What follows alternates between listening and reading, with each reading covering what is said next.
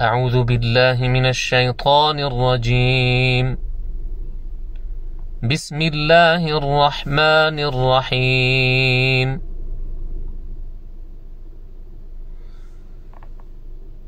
الذين ينفقون أموالهم بالليل والنهار سرا وعلانية فلهم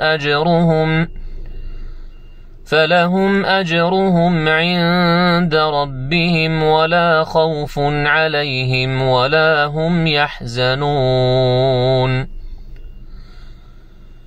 الذين يأكلون الربا لا يقومون إلا كما يقوم الذي يتخبطه الشيطان من المس،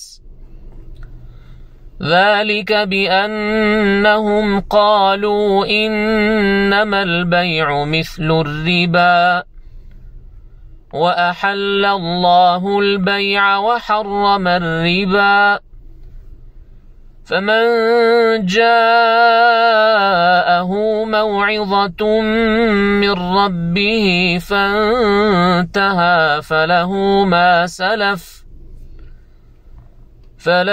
ما سلف وأمره إلى الله، ومن عاد فأولئك أصحاب النار هم فيها خالدون. يمحق الله الربا ويربي الصدقات، والله لا يحب كل كفار أثيم. إن الذين آمنوا وعملوا الصالحات وأقاموا الصلاة وآتوا الزكاة لهم أجرهم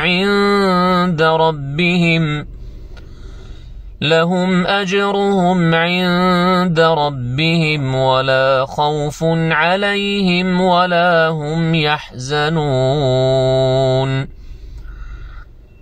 يا أيها الذين آمنوا اتقوا الله وذروا ما بقي من الربا إن كنتم مؤمنين، فإن لم تفعلوا فأذنوا بحرب من الله ورسوله، وإن تبتم فلكم رؤوس أموالكم لا تظلمون ولا تظلمون.